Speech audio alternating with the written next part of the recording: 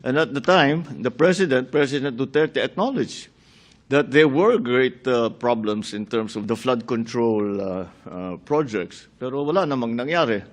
Okay, magandang araw po sa ating lahat. Happy Sunday sa lahat. Kumusta po kayo sa ating mga subscriber po nandito lagi? Sa ating mga subscriber po na bagong pasok, yung mga datihan na ho na lagi ko nakakasama ho dito, yung sa mga silent na mga subscriber natin. Marami po salamat sa inyong pagtambay dito sa ating YouTube channel. Ikumusta ko na rin po ang aking lugar diha sa Pilipinas, sa San Carlos, Pilar, Bohol, sa mga kaigsuunan diha. Maadjong adlaw ninyong tanan, maadjong buntag, maadjong mudto, basta tanan, maadjong gabi o gabi man ninyo napanood to video karon. So sa mga kapwa ko bulanon na nag-migrate po sa iba't ibang panig ng mundo, nag-migrate po sa iba't ibang panig sa Pilipinas, sa Luzon, Visayas at Mindanao, magandang araw po ulit sa inyong lahat dyan. Okay, God bless po at ingat-ingat po tayo. Mag-umpisa po ang Lunes natin ng maayos.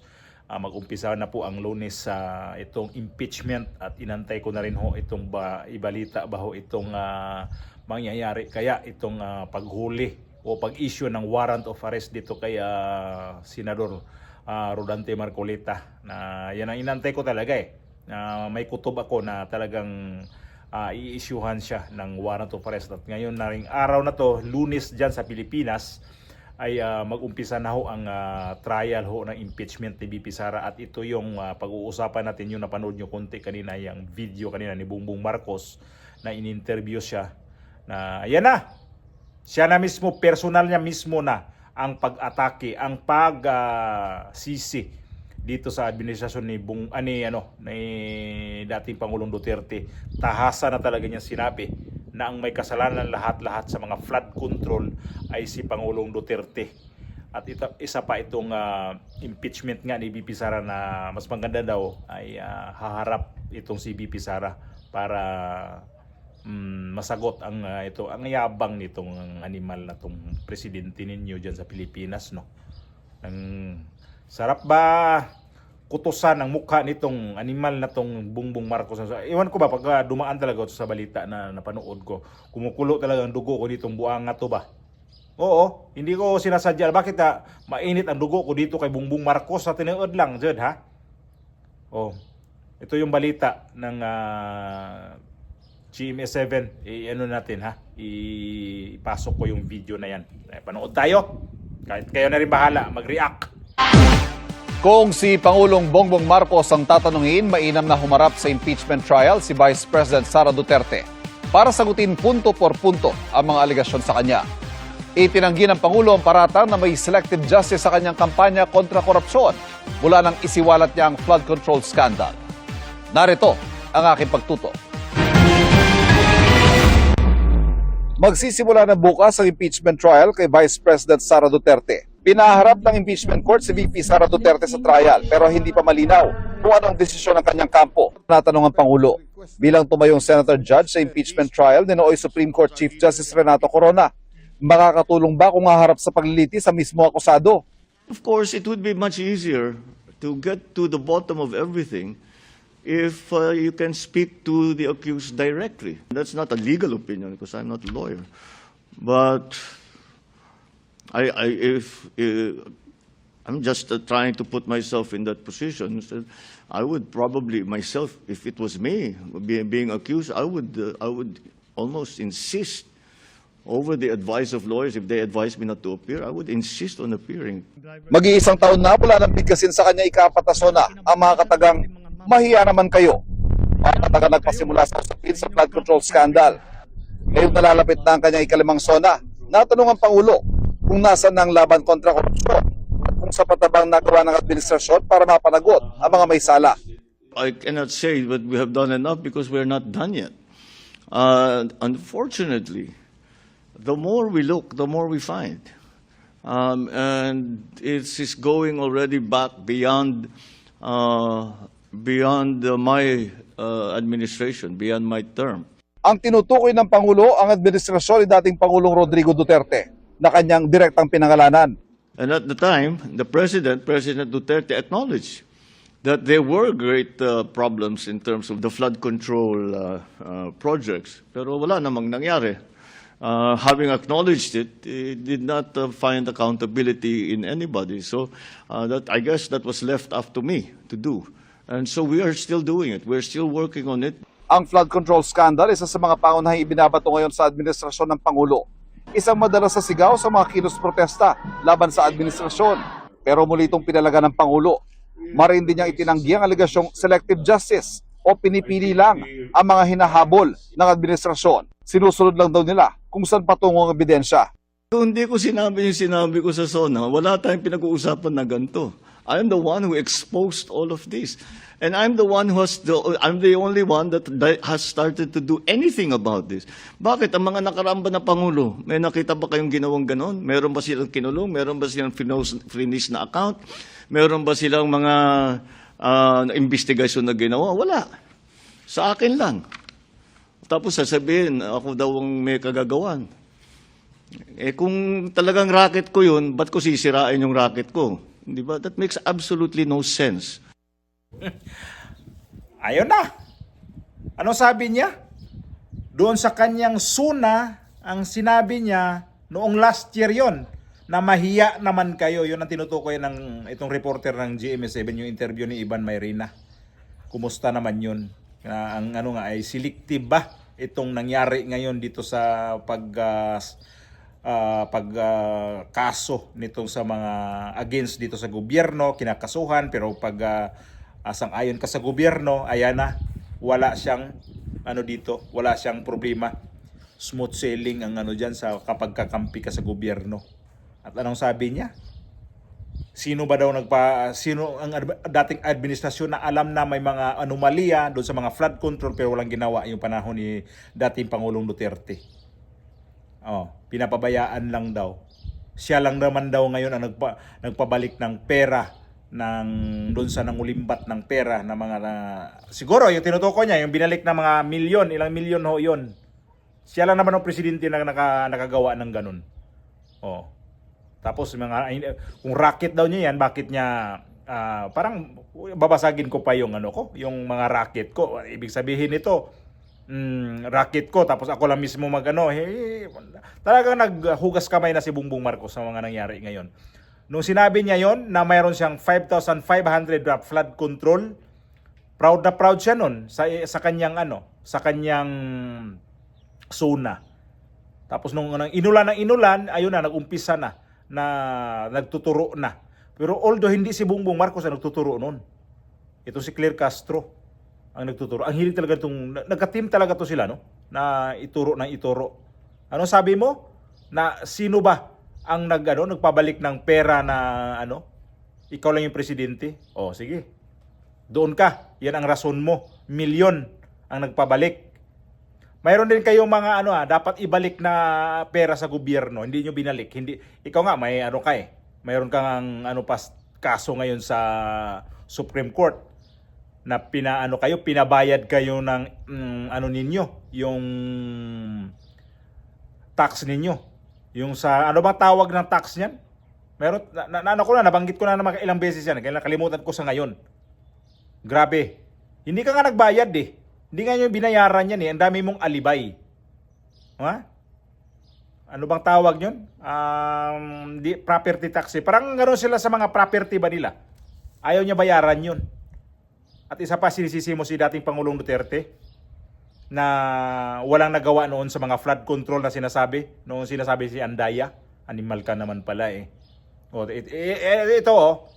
Maiba tayo. Ang laki ng utang nito ni Lucio Tan dito sa gobyerno, ilang bilyon. Sinong presidente lang ang nakasingil ni Lucio Tan? Si Tatay Digong lang. Dumaan ang ilang mga presidente sa Pilipinas na hindi nagbayad itong malalaking negosyante, mga oligarko. Nung pagdating ng presidente na si Tatay Digong, siningil niya si Lucio Tan. Bayad siya ng ilang bilyon, 7 billion ba? Kasi kapag hindi siya magbayad si Lucio Tan, sarado ang kanyang runway. Wala siyang matakbuhan sa kanyang PAL. Sino Sino nagbawi ng Maylong na bininta mo ngayon? Itong Maylong, itong may-ari ng ng Inquirer ang nagano niyan, yung mga Prieto. O si dating Pangulo Duterte pa rin.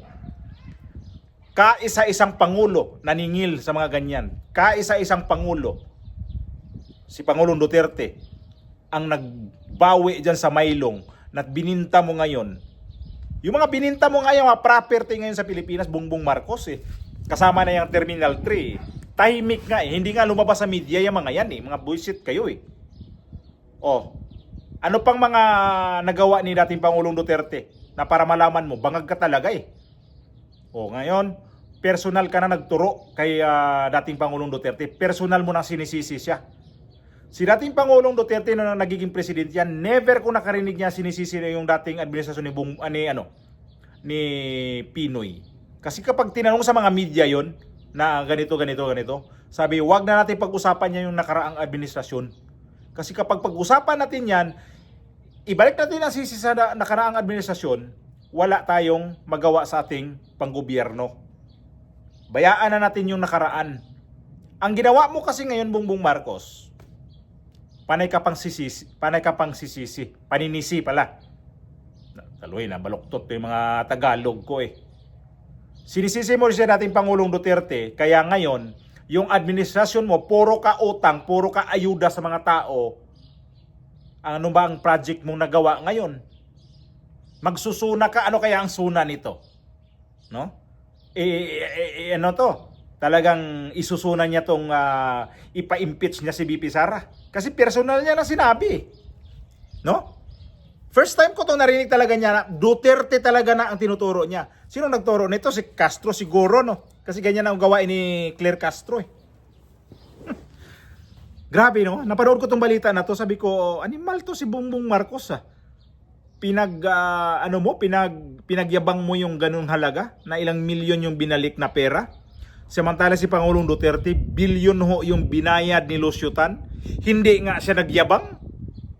Prieto, itong mga Prieto, kaya galit ho itong mga oligarko dito sa Pangulong Duterte. Kaya ayaw niya makabalik ito dahil kapag sinabi, ito mangyayari dito kay VP Sara kapag nagiging presidente ito. So antayin ko lang talagang gaba nitong animal na itong Bongbong Marcos na to. Banggitin mo nga yung sino nagpalibing sa tatay mo naka-frozen noon. Ha? Di mo mabanggit yan. Banggitin mo ulit. Kung talagang isisisi mo na naman sa mga Duterte yung pagpalibing sa mga sino naputakti ng mga rally noon? Noong binilibing yung tatay mo sa sa libingan ng mga bayani, yung tatay mo naka-frozen.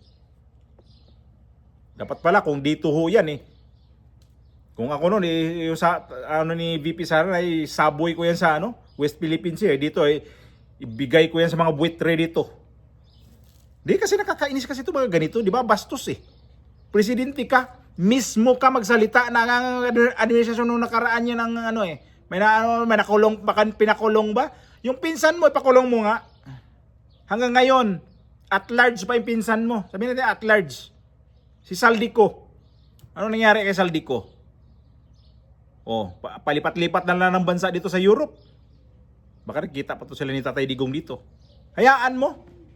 Pag ikaw na talaga hindi magiging presidente, Bongbong Marcos, nako, dila lang talaga walang latay sa'yo. Susugurin ka talaga ng mga tao. Ang dami ng galit sa'yo. Ewan ko ba, ang daming galit kay Bongbong Marcos pero hindi naman umubra. Dahil dito sa pera talaga Pero antayin pa rin namin yan kung kailan ang balik mo. Na pagka kaya, yawa ka talaga Ito si Bongbong Marcos Hudas talaga Mantakin mo naman yung isisi mo sa lahat ng mga sa mga Duterte. Mag-amang Duterte pinag nito. Talagang hindi hindi nagdalawang isip. Ipinagyabang mo yung mga ganong achievement mo. Yan ang mo, ibala ngayon sa suna mo ngayong buwan na to. Ginoo ko. Tapos ka? Nakaka-rinde yung mga itsura mo. Doon sa Canada, anong ginawa ng mga tao ron? Galit sa iyo. Tapos panay dipinsa tong si Claire Castro. Nakita ko kanina yung mga sinasabi ni Claire Castro na binayaran pa nga daw yung babayaran daw yung tao na yun, yung di lang niya masabi, ibanggitin mo si Daryl Yap ang Nagsabi nun kung sino yung nagmura kay Claire Castro sa sa Canada. Babahain yung GCash mo. Ano ba yun? Tapos si Claire Castro iyak na iyak. Dito sa nangyari doon sa Canada, di sa makabubuon eh. Ito rin nangyari kay Bongbong Marcos. Yari ka kapag ikaw hindi na talaga magpresidente.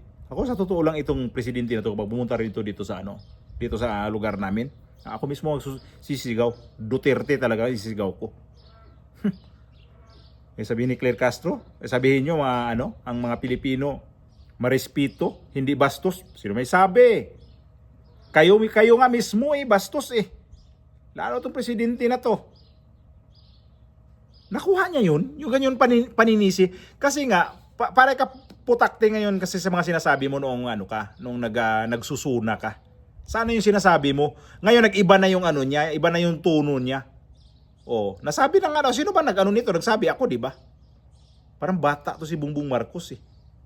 Para siyang para siyang ang ko nito, tingin ko sa kanya. Sasabihin ngayon, maya konti iba na, bukas iba na hanggang ito tinanong niyo naman. Ito mga sinasabi niya ngayon. Talagang magkaibang-iba na. Hoy, Marcos. Next year magsusuna ka, last na nasuna ho 'yon, ha? Next year magsusuna ka na, last mo na nasuna 'yan. Antayin ko 'yan talaga. Kung ano yung mo. Alalahanin mo yung rating mo, negative 13. Kamalas mo sa Kamalas na 'yan. Na negative 13 na 'yan. Grabe talaga. Ang pang ni Bongbong Marcos talaga. Hayop ka talaga. Sabihin ko talaga sa iyo, animal ka.